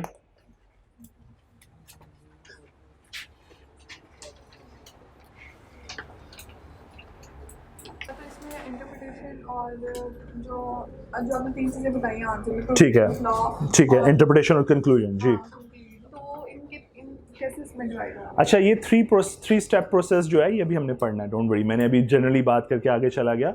ये जो ही हमारी पहली केस स्टडी जब हमारे पास आएगी तो तब इंशाल्लाह डिटेल बात करूंगा इसके ऊपर। ठीक है, तब इसके ऊपर डिटेल बात करूंगा। जी बेटे,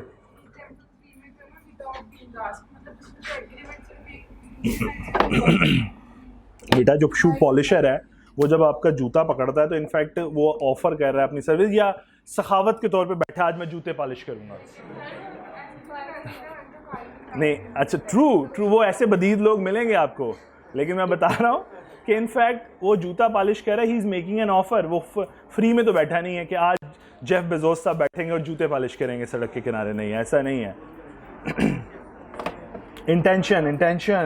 इंटेंशन टू अर्न। देखो, 2 तरह के कॉन्ट्रैक्ट होते हैं, ग्रेशियस और नॉन ग्रेशियस। तो ग्रेशियस कॉन्ट्रैक्ट, ठीक है, ग्रेशियस नहीं है, सॉरी, नॉन ग्रेशियस है, पैसे कमाना चाहता है लोग। अरे जी आगे चलते हैं, प्लीज़ आगे चलते हैं। मैंने किसी मकसद के लिए खोला हुआ, 1-2 केस स्टडीज डिस्कस करनी है। अच्छा जी, प्लीज़ एक दफ़ा जल्दी से 2.1 लर्निंग ऑब्जेक्टिव देखिए वही बात लिखी हुई जो पहले पढ़ के आए हैं, बस एक दफ़ा जल्दी से नज़र मार लें। एडिशनल पॉइंट से पहले वही बात लिखी है जो आप पढ़ आए हो। जी, वही बात लिखी है। चलो फिर आगे चलूँ मैं एग्जाम्पल 9 से आगे। जी प्लीज़ देख लें।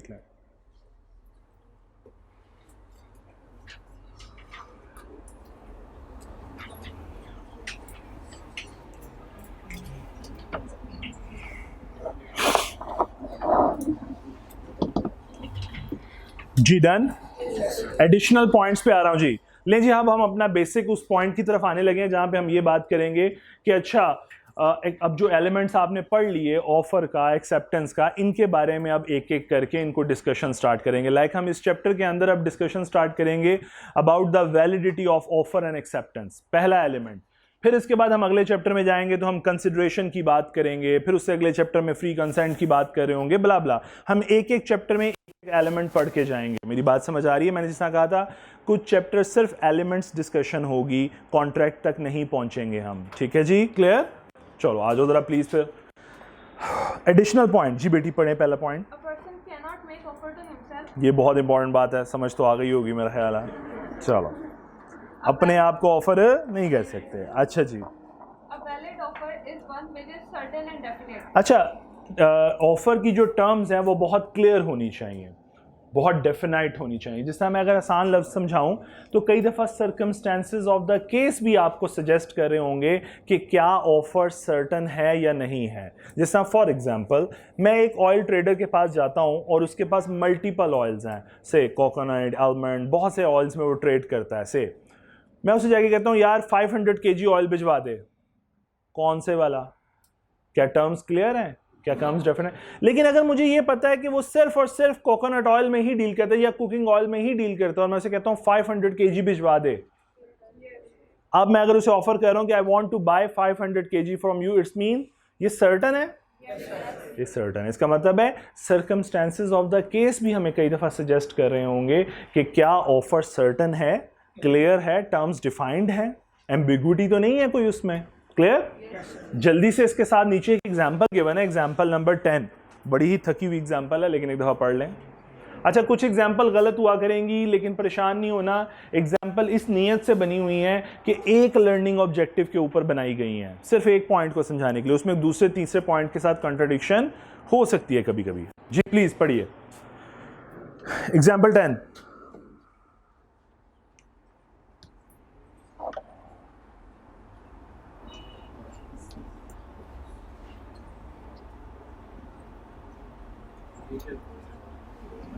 जी डन? सबको समझ आ गई? नहीं समझ आई? अच्छा देखो, उसने कहा Salman purchase a horse from Irfan and promise to buy another.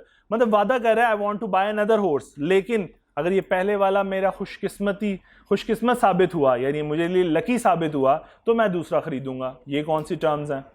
ये डेफिनेट है क्या? क्लियर है? इसका मतलब अगर लकी साबित होगा तो कॉन्ट्रैक्ट होगा, वरना नहीं कंटिंजेंट कर दिया तो ये कॉन्ट्रैक्ट एक वैलिड कॉन्ट्रैक्ट या वैलिड ऑफर नहीं है। तो वो कहता है if the first one proves lucky Salman refuse to buy the second horse. बाद में कहा तेरा पहले वाला इतना नैश था, मुझे दूसरा Irfan could not enforce the agreement, it is being loose and vague. क्योंकि ऑफर थी ही नहीं, ये एक वैलिड ऑफर ही नहीं थी, तो इरफान किस बेस पे केस फाइल कर रहा है?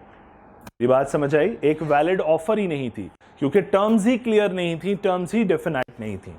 जी जी जी सर यहाँ पे मतलब जो कंडीशन टाइप कंटिंजेंट, हाँ, कि मतलब अगर लकी हुआ तो सर यहाँ पे मतलब ये चीज़ तो है ना कि मतलब एक्सेप्टेबल नहीं है। लेकिन सर अगर वैसे कोई इस तरह की कंडीशन हो के अगर कंटिंजेंट, कुछ कंटिंजेंट कॉन्ट्रैक्ट हैं जो एक्सेप्टेबल हैं लॉ की नज़र में। जिस तरह आसान एग्जांपल दूं तो गारंटी कॉन्ट्रैक्ट्स जो हैं, इंश्योरेंस के कॉन्ट्रैक्ट, आपका हादसा हुआ, आपकी टांग टूटी तो इंशाल्लाह हम देंगे। मैं बुरा नहीं मनाना, मेरे पास इंश्योरेंस एजेंट आया, कहता है सर आपकी, मैं at that time I was doing मतलब कि जॉब इन रुडोल्फ, तो रुडोल्फ में आया, उसे किसी ने कह दिया कि सलमान साहब इंश्योरेंस ले लेंगे, बड़े तगड़े आदमी हो। आ गया मेरे पास, सर देखें अल्लाह ताला हैं, दुनिया में जो आया उसने जाना तो है ही, आपके बीवी बच्चे में, जी बिल्कुल सर, एक दिन आप जा रहे हैं और खुदा ना खास्ता आप नहीं रहे इस दुनिया में, सब ने जाना है सर। मैं कहा नहीं चाहिए मुझे। अच्छा, उसने कहा इस तरह तो नहीं माना, सर चलें आप परेशान ना हो, आप जा रहे हैं, खुदा ना खास्ता एक्सीडेंट तो सबका हो जाता है ना, आपकी टांग टूट जाए, मैं कहा इसको चाय पिलाओ, निकालो यहाँ से, ये सिर्फ मेरी टांगें तोड़ने आया। तो ऐसे insurance contract is one of the contract जो कंटिंजेंट होते हैं, इस पर बात करेंगे इंशाल्लाह फ्यूचर में। अच्छा जी प्लीज़ थर्ड पॉइंट जी, कंडीशनल ऑफर। देखो बेटा, रिश्ता बेचते हैं, अक्सर आपने देखा ही होगा, वो एक आता है कि लड़का इतना कमाता हो, गुड लुकिंग हो, ये अब तो फेसबुक पे भी चलता है, राजपूत का रिश्ता रिक्वायर्ड है, लड़की ये करती है। तो इनफैक्ट वो भी जब अपनी ऑफर देते हैं तो 7 टर्म्स डिफाइन करते हैं, ऐसा है कि नहीं है? तो इसका मतलब हम ये कह सकते हैं कि प्रपोजर जो है या जो ऑफरर है वो अपनी ऑफर के साथ अगर कंडीशन इम्पोज करना चाहे तो वो कंडीशन इम्पोज कर सकता है। इसका मतलब है ऑफर की बात करूं तो इसका मतलब है ऑफर कंडीशनल हो सकती है।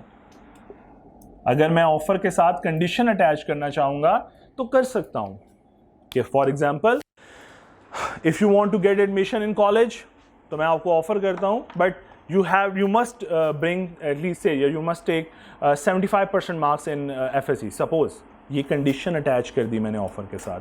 सो मैं अगर कुछ भी ऑफर कर रहा हूँ, एक ऑफरर के पास ये राइट है कि वो कंडीशन अटैच कर सकता है, लेकिन कंडीशन कम्युनिकेट करना ज़रूरी है टू द अदर पार्टी। मैं रिपीट करता हूँ, मुझे अगर एक ऑफर देनी है तो मुझे ये साथ मेंशन करना होगा उसके साथ जो भी उसकी एसोसिएटेड कंडीशंस हैं। अगर मैंने नहीं कम्युनिकेट की तो समझ लें वो सामने वाली पार्टी इनोसेंट है। समझाता हूँ, देखें फॉर एग्जांपल मैं कहता हूँ इसको किस तरह एग्जांपल दें इसकी आसान लफ्ज़ों में, just a minute. Conditional offer को इधर से एक पहली एग्जांपल देख लेते हैं, उसके बाद मैं आपको कुछ एग्जांपल दिखा देता हूँ। हाँ जी, कंडीशनल ऑफर में सपोज, हाँ मैं मोड के ऊपर बात कर लेता हूँ। सपोज मैं कहता हूँ, मैं आपको कहता हूँ कि जनाब आपको मैं ये ऑफर कर रहा हूँ, I want to sell you my bike, ठीक है, for 50,000 rupees, but if you want to accept that offer, आपने मुझे अपना रिप्लाई जो है वो थ्रू ईमेल करना है। अब ये मेरी कंडीशन है। अगर अब आपको एक्सेप्ट करनी है मेरी ऑफर तो फिर क्या करना पड़ेगा? ईमेल के थ्रू रिस्पॉन्स करना पड़ेगा, अदरवाइज वैलिड एक्सेप्टेंस नहीं होगी। बात समझ आई?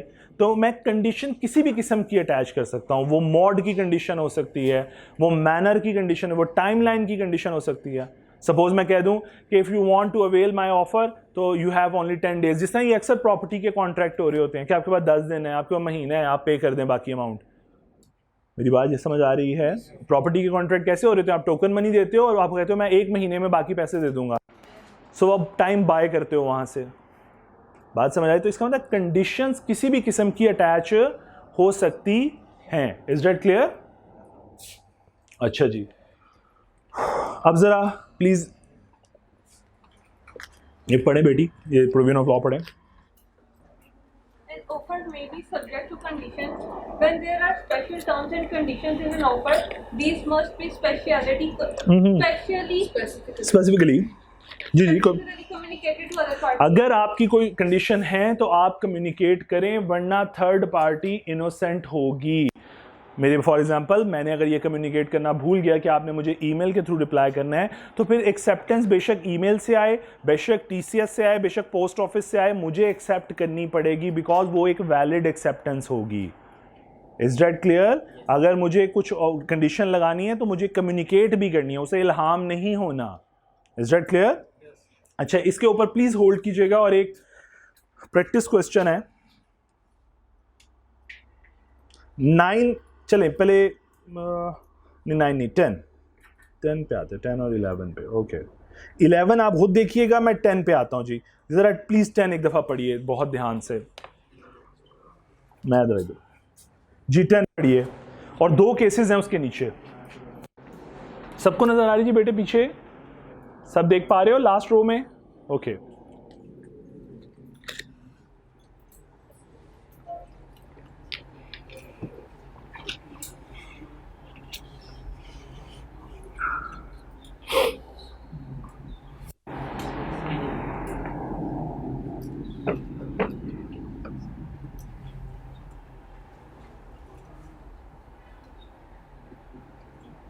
ओके पढ़ ली रीड आउट?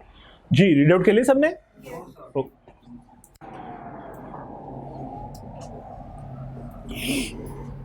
ये मैं जो साथ साथ मार्क कर ये नोट लिखते जाएं साथ साथ, ताकि आप लोग घर जाके बाकी जो मैं नहीं करवा रहा आसान वाली वो आप खुद कर लेंगे। 10 और 11 आप खुद करेंगे, 10 अभी हम कर रहे हैं जी। डन? पढ़ लिए सबने? मैं एक दफा पढ़ देता हूं। X deliver a coat to Y, Y dry cleaner है जी for dry cleaning purposes and took the receipt, और मैंने वहां से एक रसीद ले ली है। सपोज अज्यूम करें मैं एक्स हूं। On the back of the receipt certain condition were printed in the English language, one of the condition printed on the back, उस receipt की back side पे लिखा हुआ है, अक्सर वो printed होती है ना back side से भी, उस पर लिखा हुआ है the liability of the dry cleaner company shall be limited to the 50% of the cost of the good, कि अगर इस dry cleaner से कोई चीज़ गुम गई, डैमेज हो गई, whatever, हम चीज़ के 50% पैसे देने के लायबल होंगे, 100% पे हम कभी नहीं करेंगे। ये हमारी टर्म है ऑफर की, आप एक्सेप्ट करना चाहते हो तो कर लो, नहीं करना चाहते तो किसी और से ड्राई क्लीन करा लो। बात समझ आई? X never looked at the back of the receipt. मेरे जैसा बंदा, वो क्या कहते हैं उसे, illiterate person, रहमत नहीं की पीछे देखने की। X cost was, और वैसे भी इंग्लिश लिखी हो तो oh my god, अच्छा चलो, X cost was lost and X claimed the actual value of the code. X का कोड गुम गया या मेरा कोड गुम गया और मैंने पूरी अमाउंट के लिए उनके ऊपर केस फाइल कर दिया कि जनाब से 10,000 का कोड है, दो 10,000, ठीक है। अब उनका ओपिनियन क्या होगा? उन्होंने 5,000 देना, हाफ ऑफ द अमाउंट उन्होंने पे करनी है, उनकी लायबिलिटी उतनी है, तो वो कहेंगे ठीक है हम एग्री करते हैं, हम आपको 5 देते हैं, नहीं मुझे पूरा 10 चाहिए। सो वो लॉ कहता है discuss the legal provision each of the following alternative cases if there was nothing on the face of the receipt to draw the attention to the condition printed on the back side and X was a graduate in English. लो जी, X पढ़ा लिखा इंसान है, English जानता है, लेकिन receipt के फ्रंट पे कोई ऐसी चीज इंडिकेशन नहीं थी जिस पे लिखा हो टर्न पेज वटएवर या टर्न आउट, या बैक साइड पे कुछ देख लें जनाब, रहमत फरमा लें, या उस ड्राई क्लीनर ने नहीं कहा सर प्लीज़ रिसीट की बैक साइड पे कुछ कंडीशंस लिखी हैं वो पढ़ लें। आपने उसकी अगर तवज्जो नहीं दिलाई तो वो इनोसेंट है, ठीक है। इसका मतलब है आपकी ऑफर कंडीशनल थी आपकी साइड से, लेकिन आपने वो कंडीशन ड्राई क्लीनर ने कम्युनिकेट नहीं की। पहली बात समझ आई? इसका मतलब है कुछ मेंशन नहीं है बैक फ्रंट के ऊपर, मुझे खुद भी कोई इंडिकेशन नहीं मिला, ठीक है, और साथ में बेशक इंग्लिश का ग्रेजुएट में पढ़ा लिखा इंसान हूं, पढ़ सकता था, लेकिन मुझे फ्रंट पे भी कुछ नहीं मिला और ड्राई क्लीनर ने भी मुझे कुछ नहीं कहा। तो फिर कंडीशन आपकी तरफ से हो सकता है, या यूं कहूं ड्राई क्लीनर की तरफ से तो कंडीशनल थी, लेकिन कंडीशन कम्युनिकेट नहीं, और मैंने वो ऑफर एक्सेप्ट कर ली। अब मेरा कोड गुम गया, बताओ क्या करूं, कितने के डैमेजेस क्लेम करूं, 10K के 5K? 10K। और मुझे बताओ ड्राई क्लीनर कितने के लिए लायबल होगा? 5 कौन है अब? 10K के लिए लायबल होगा, 10K के लिए लायबल होगा। क्यों? क्योंकि उसकी कंडीशन कम्युनिकेटेड नहीं थी। तो अब ऑफर ये थी मेरी चीज गुमी तो पूरे पैसे वापस। और समझ आई ये बात? दूसरी बात देखो, यहां तक सब समझ पाए हो, मेरे साथ एग्री करके हो? हम कोड दे के हमने आने का हमारा कोड में ड्राई क्लीन कर दिया, वो आप ड्राई क्लीनर पे डिपेंड कर रहे हैं, वो एक्सेप्ट करें। मैं केस को समझाने के लिए ड्राई क्लीनर को ऑफरर बना रहा हूँ कि he is actually making an offer, समझाने के लिए, वरना फिर ये कंडीशन नहीं समझा पाऊंगा, ठीक है। सो बेटे की बात बिल्कुल दुरुस्त है कि आप ये कैसे अज्यूम करें कि इस रिलेशनशिप में, अच्छा एक और मजेदार बात बता दूं, हम आगे चल के जब बहुत डिटेल में पढ़ रहे होंगे, कॉन्ट्रैक्ट तक जब पहुंच जाएंगे, तो ये ऑफरर और ऑफरी हमारे लिए मीनिंगलेस हो जाएंगे, कि हमें किसी एक तरीके से तो प्रोविजन और लॉ को समझना है। और तब तक आपको ये बात समझ आ गई होगी कि ऑफरर और ऑफरी सिर्फ 2 पोजीशंस हैं, कि और एक पोजीशन कैसे मिलती है, जो ऑफर कर देगा वो ऑफरर है, जो एक्सेप्ट कर रहा होगा वो ऑफरी है। सो इसको समझने के लिए मैं I am making the dry cleaner as an offeror. बेटे का क्वेश्चन था कि ऑफरर क्यों है, एक्सेप्टर क्यों नहीं किया? Suppose if I was there और मैं कह रहा हूँ ये मेरा ड्राई क्लीन कर दो, in fact I was making an offer, वो तो एक्सेप्टर है, ठीक है, मेरी बात समझ आ रही है। लेकिन हम इसको समझने के लिए उसको ऑफरर बना रहे हैं ड्राई क्लीनर को। और दूसरा चीज, on the face of the receipt the word see back were printed in English but X did not read it. अब किसकी गलती है? एक्स की। Ignorance of law is not an excuse. तुमने कोताही की, तुम्हारी नेग्लिजेंस क्या ये हर्जाना हम नहीं बढ़ने वाले, तुमने नहीं पढ़ा ये तुम्हारा कसूर है। Is that clear? तो इसका मतलब अब कॉन्ट्रैक्ट हुआ, तो अब मैं सपोज मैं एक्स हूँ और ड्राई क्लीनर ने मुझे कम्युनिकेट नहीं किया, लेकिन उस पर लिखा है सी बैक, तो इसका मतलब कंडीशन कम्युनिकेटेड है, ऑफर कंडीशनल थी। कंडीशन का मतलब है ये वाली कंडीशन मैंने एक्सेप्ट की है at the time of acceptance, और अगर मैंने एक्सेप्ट की है तो अब अगर मैं उनसे गुम गया तो वो मुझे कितना पे करेंगे? 50%, 5,000 रुपीज़। तो जल्दी से एक दफ़ा इसका कंक्लूजन भी देख लें, फिर हम अगले पे चलें। जल्दी से एक ए और बी का कंक्लूजन पढ़ लें जी बेटे। अगर ऑफर दूसरी साइड से आई है तो एक्सेप्टेंस कंडीशनल नहीं हो सकती, एक्सेप्टेंस कंडीशनल नहीं हो सकती, अभी हम पढ़ेंगे आगे वैलिड एक्सेप्टेंस में। क्वेश्चन में आ गया, ऑफर कंडीशनल हो सकती है बट एक्सेप्टेंस कंडीशनल नहीं होगी। तुम्हें एक्सेप्ट करना है तो कर लो, नहीं करना तो रिजेक्ट कर दो। या एक और कॉन्सेप्ट आएगा अभी थोड़ी देर में, काउंटर ऑफर का, तो वहां पे आपकी बात आपको आंसर मिल जाएगा इंशाल्लाह। जी बेटे, और पीछे से अच्छा, अगर पढ़ा लिखा ना होता, इंग्लिश ना जानता होता, तो इंडियन कॉन्ट्रैक्ट के अंदर ये इंटरप्रिटेशन मौजूद है और एक केस स्टडी मौजूद है, वो मैंने इंटेंशनली यहाँ पे नहीं डाली। उसमें वो एक होटल की केस स्टडी मौजूद है जिसके अंदर वो बंदा पढ़ा लिखा नहीं था, चाइनीज़ लैंग्वेज लिखी हुई थी बैक साइड पे, तब भी उसने कहा कि एक्सेप्टर को चाहिए था कि जब उसे समझ आ गया कि पीछे कोई कंडीशन लिखी हुई है तो सामने वाले चीचू मीचू से पूछ ले कि भाई ये क्या लिखा हुआ तुमने। ट्रांसलेट करवाना एक्सेप्टर की जिम्मेदारी थी। मैंने ये एडिशनल बता दिया, ये हमारे कोर्स में नहीं आएगा, लेकिन ये डिसाइडेड है इन द इंडियन कॉन्ट्रैक्ट। और इंडियन भी हमारा ही था, मतलब सबका सेम ही, साझा ही तो था, सब कॉन्टिनेंट। जी सर वो अक्सर जब हम मतलब अकाउंट्स वगैरह बना रहे होते हैं ऑनलाइन, तो वहाँ पे वो टर्म्स और कंडीशंस होती हैं, हाँ, जिसमें आंखें बंद करके एक्सेप्ट करते हैं। हाँ सर लाइक वो भी एक ऑब्लिगेशन हुई ना, मतलब ट्रू वो ये जो आप सॉफ्टवेयर कई दफ़ा डाउनलोड करते हुए वो इतना लंबा पेज होता है जो इतना सा लिखा हुआ है, चुनना सा, आप उसको आखिर में जाके यस आई एग्री, तो इसका मतलब आपने वो तमाम कंडीशंस एक्सेप्ट की हैं।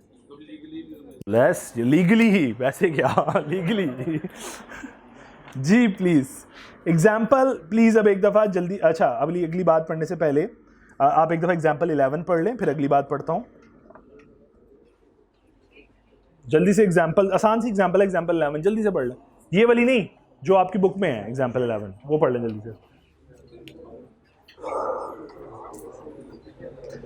मैंने कल भी एक एडवाइस की थी, 2 कश्तियों के सवार नहीं बनना, एक चीज़ को पकड़ के चलना है, बुक को, और फिर जो भी बुक एक्सेप्ट करो, सेलेक्ट करो, उसे पहले दिन पकड़ के चलो और फिर उसी को लेके चलना है। ऐसा नहीं करेगा कोई कि 2 चैप्टर कहीं से कर रहा है, 2 चैप्टर कहीं से कर रहा है।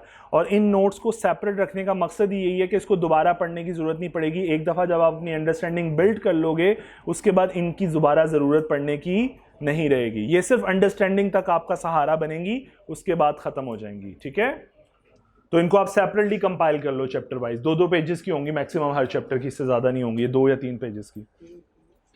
जी बेटे, सर यहाँ पे वो बात कर रहा है कि मतलब अगेन कह रहा है ईमेल के थ्रू, तो इसका मतलब कंडीशनल ऑफर है कि भाई एक्सेप्ट करनी है तो ईमेल के थ्रू एक्सेप्टेंस देना। वो आगे भी तो कह रहे हैं कि वो इस क्यों कह रहा है, ये भी थोड़ी देर रुक, जो एक्सेप्टेंस पढ़ाऊंगा तो ये बात का मतलब समझ आ जाएगा कि एक्सेप्टेंस में फिर एक्सेप्टर के पास ये राइट आ जाता है कि वो चाहे तो एक्सेप्ट कर ले, चाहे तो रिजेक्ट कर ले। ठीक है, इसे कहते हैं डेविएटेड एक्सेप्टेंस। जी बेटे,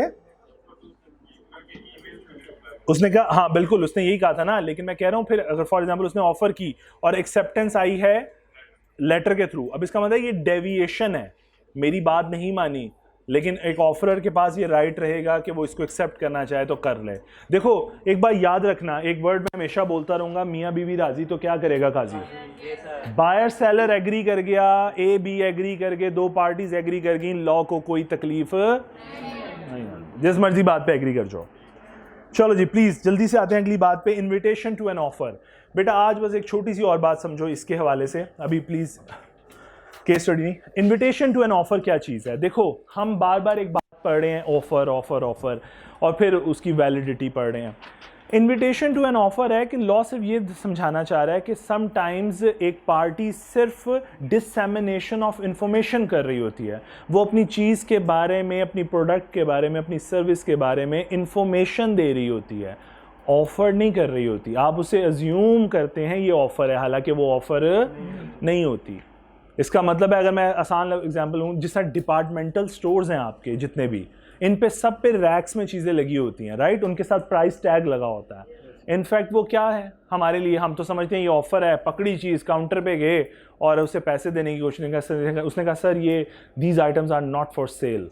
आपने कहा तुमने ऑफ़र की, मैंने एक्सेप्ट कर ली, इतना लॉ तो मैंने पढ़ा हुआ है, ये एक वैलिड कॉन्ट्रैक्ट है, ये चीज़ तो अब मैं लेके ही जाऊँगा। तो फिर शायद अगर उसने पढ़ा हुआ थोड़ा सा, तो वो समझाएगा आपको कि वो डिसएमिनेशन ऑफ इंफॉर्मेशन है।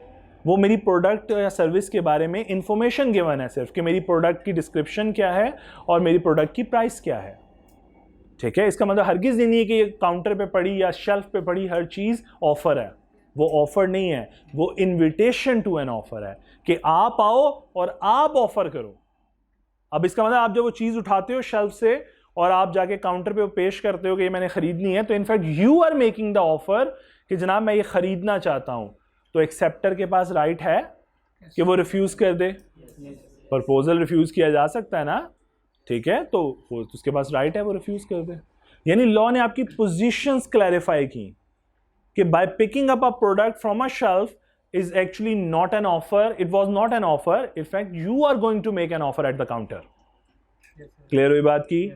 इसी तरह अगर आपने गौर किया हो जो ऑक्शन सेल नीलामी होती है, नीलामी में एक चीज़ बिक रही है, मेरे जैसा एक बंदा खड़ा है और एक कह रहा है ये प्रॉपर्टी फॉर सेल है, इन्होंने पैसे नहीं दिए हुए लोन के, तो हम इनका घर बेच रहे हैं, अल्लाह माफ़ करे। सो मैं इनकी प्रॉपर्टी बेच रहा हूँ, तो इनफैक्ट मैं कहता हूँ बिड स्टार्ट होती है से 35 मिलियन से, तो अब आप इससे ऊपर हायर बिड लगा रहे होंगे। तो बताइए ऑफर की कि आप ऑफर कर रहे हैं, यहाँ पे बिडर ऑफर कर रहे हैं आप 36 मिलियन, 37 मिलियन, 40 मिलियन इनफैक्ट। तो ये क्या हो रहा है, ये क्या हो रहा है 45 जी, 45, 1, 51 और बस कर दो, तुम लोगों ने शुरू हो जाना है। सपोज 50 पे डील क्लोज हो, वो 3 दफ़ा फिल्मों में दिखाते हैं हैमर मारा और deal close. In fact you are the person who is making an offer, you are the person who are making an offer. और वो जो ऑक्शनर है, जो पर्सन खड़ा है, वो इनफैक्ट एक्सेप्टर है। उससे 50 कबूल हुआ, उसने कहा यस एक्सेप्टेड। जी बेटे, वो ऑफर नहीं है, वो इनविटेशन टू एन ऑफर है। डिस्प्ले इंफॉर्मेशन, ताकि अपनी औकात के मुताबिक शेल्फ से चीज उठाएं।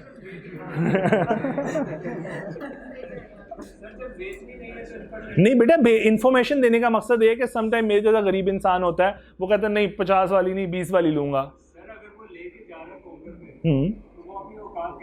बेटा देखो, मुझे एक बात बताओ, एक छोटी सी बात बताओ, क्या कभी ऐसा हुआ रिटेल आउटलेट वाले के नहीं देनी, वो भी बेचने बैठे हैं, लेकिन लॉ सिर्फ आपकी पोजीशन क्लैरिफाई कर रहा है कि कल को ये ना हो कि वो रिफ्यूज करना चाहें और आप कहो कि उनके पास रिफ्यूजल का राइट नहीं है, या आप उनके पास ये राइट नहीं कि वो आपको चीज ना दें।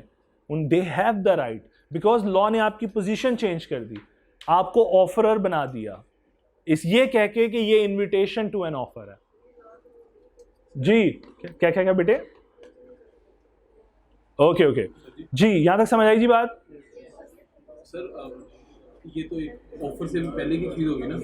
हाँ बिल्कुल बिल्कुल बिल्कुल। नहीं, यहाँ पे सिर्फ मैं ये कहूँगा कि invitation to offer is actually the dissemination of information. बिल्कुल ऑफर से पहले की एक चीज़ होगी ताकि आपको पोजीशन अपनी क्लियर हो जाए। बस जी मैं लास्ट लाइन पढ़ रहा हूँ, उसके बाद क्लास ऑफ करते हैं। An offer is different from an invitation to an offer. The intention is invitation to an offer is to circulate information of his readiness to do the transaction, यानी वो सिर्फ इंफॉर्मेशन सर्कुलेट कर रहा है। Such intentions are not offer, ये offer नहीं है। And do not tend amount, tend amount का मतलब है इक्वलेंट टू, आप इस वर्ड को बेशक चेंज कर लें, equivalent to. And do not equivalent to promise on acceptance. तो कहता है जब ये ऑफर ही नहीं है तो इसको कबूल करने से एक्सेप्टेंस इनके कॉन्ट्रैक्ट नहीं बन जाएगा, बल्कि ये in fact it's an invitation to an offer. Is that clear? Example number जो 13 और 12 गिवन है ये आपने करनी है, प्लस एग्जाम्पल नंबर 11 करनी है यहाँ से, और एग्जाम्पल नंबर 9। बेटा ये 9 एग्जाम्पल जो है ये वाली, आपने ये वाली ये एक दफ़ा घर से करनी है, ठीक है जी? 9 प्रैक्टिस क्वेश्चन की जो एग्जाम्पल है वो घर से करनी है। अल्लाह ताला आप सबको आसानी अता फरमाए और आसानी बांटने की तौफीक अता फरमाए। Thank you ji.